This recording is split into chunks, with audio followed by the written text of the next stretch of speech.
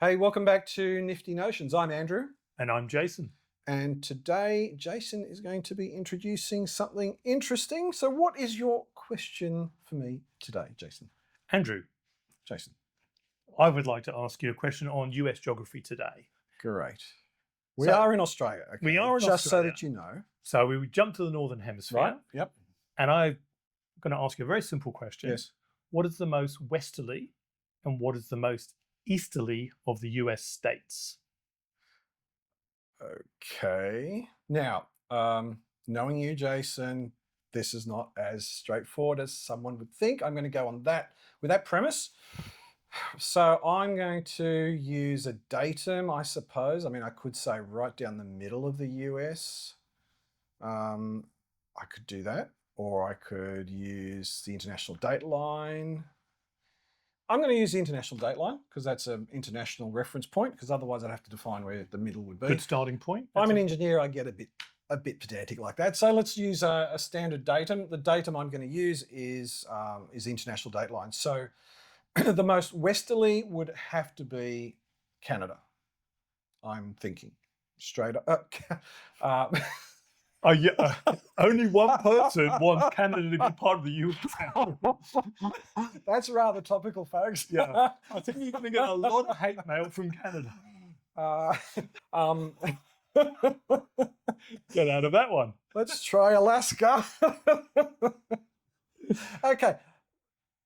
Alaska. I'm going to go most westerly state is Alaska. Now, most easterly state, so it's going to be referenced from the date line, international date line. Okay, so the states, American geography is not my strong point, but I'm figuring the northernmost part of the eastern side of the states juts out to the east more than the southern states do. I'm pretty sure of that. So I'm thinking there's New York, there's Rhode Island, there's Massachusetts, there's Maine. I'm gonna go with Maine as the most easterly. Thank you. Most easterly, and not Canada, but and it'd be wrong anyway. As Alaska, Alaska as the Alaska as the most westerly state. How did I do? You got 50% of the question correct. So congratulations on that. And the one that was absolutely right was the most westerly is indeed Alaska. Okay. So using the international date line as you've done, or the 180 longitudinal, which is the opposite of Greenwich Mean Time, if you just take that line, either one, you're correct in both. Right. It's the most westerly. Brilliant. And you're correct in terms of Maine if you say continental USA. Right. But we go all the way, as you point out, to the international date line. Yes. But I'm going to go with the longitudinal 180. And the longitudinal 180 does cut into Alaska. Right. So you've got to the east of longitudinal 180, Alaska, which means you're the most westerly. But also there's a little group of Aleutian Islands, the Aleuts, and they are to the west of longitudinal 180, right, which makes that group the most easterly state of the United States. So those Aleutian Islands are on the other side of the date line, so they're like 24 hours behind. Strictly speaking, the date line would put Alaska all together because it's not a vertical line. The time would. Yeah, it would simply say that's all that. Right. But the actual longitudinal 180 would cut Alaska. All right, I get you. So the answer to the question is, as you pointed out, westerly, Alaska, perfect, and easterly is Alaska. Not Canada. And not Canada, and not Maine. Not Maine. So we have those. So let's finish it off. What is the most northerly and what are the most southerly US states? Northerly has to be Alaska again. Yes, and not Canada. And not Canada. And southerly, you say southerly as well? Southerly, so yes. It's not going to be Panama. That would go with Canada very nicely. Go easy on the comments. Or on the other hand, go crazy on the comments. And his name's Andrew, not Jason. Let me see. Southerly, most southerly state. Yes. I'm thinking California. or Florida, one or the other. Let's go with California. California. So again, that was continental USA. Yes. And in fact, Hawaii's below that and not part of the continent. So the most southerly is Hawaii. Right. But you're correct again with most northerly, The Alaska. contiguous states, yeah. So Alaska is westerly, Right. northerly, and easterly for the Wow. USA. How about that? And Hawaii's most southerly. It's a bigger state too, isn't it? It's huge. It's huge. Now we've got our heads around a little bit of US geography. Yep. What is the shortest distance between the continent of Africa Africa, yep. and the 50 US states? If you had to draw a line, the shortest distance between Africa Right. and the USA, Yep. where would you end up in the USA?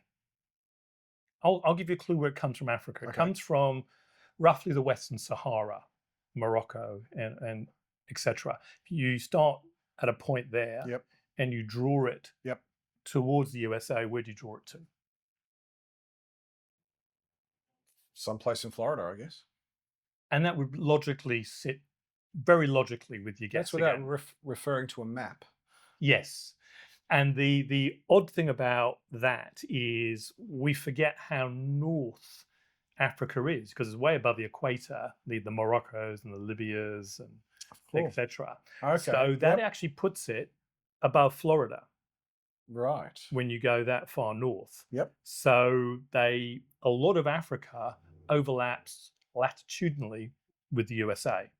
So in fact, the shortest distance between Africa and the USA means it's from Morocco to the answer you had before, Maine, which is the most easterly continental USA state, and not Florida, counterintuitively. That does surprise me. I just, without referring to a map, I just automatically assume, most of Africa is in the tropics or south of around the equator, well, starting the equator and going south, but obviously the Mediterranean is not in the equator and it's not tropical. Yes. So that does bring the north bring it part much higher up. Much higher, but I didn't realize that it was so high past, because Maine, up there, it's quite cold. Yes. And the north part of Africa is not terribly cold. That's exactly right. Obviously kept warm by the Atlantic, but so it's really counterintuitive. It is very where that ends up. That is. I find that quite counterintuitive. That surprises me. Yeah. So let's finish off with the final bit about the USA. So we've got established. My brain's going to explode, folks. We've got USA established in terms of northeast, southwest. We've had a chat about Africa in relation to that. Yes. Now, just imagine the United Kingdom. Okay. Where it's positioned. Yes. And we draw it latitudinally. In other words, we try and move it along the latitude to the continental USA. Horizontally, yeah? Yes, horizontally. Yep. So, in your view, where would the UK end up if you drew it onto continental USA? You can name a state or you can name an area, whatever you feel. Well, if we go off the last answer and the top of Africa is sort of in line with Maine, that would, in my mind, without quickly referencing a map, does the UK go to the 51st state? The answer you had before. It does indeed. You're absolutely Canada. Correct. It actually then longitudinally, or as you put it, horizontally, move into Canada above places like Minnesota, etc., which are kind of the most northerly part of the continental USA. Right. So there we have it. There we go. I've learned a few things. Thank you. Thank you. You're welcome. And if you have enjoyed any of this, give it the thumbs up, please. Subscribe, that's free. And don't forget to share it with your friends. This is Nifty Notions. My name's Andrew. I'm Jason. We'll see you next time.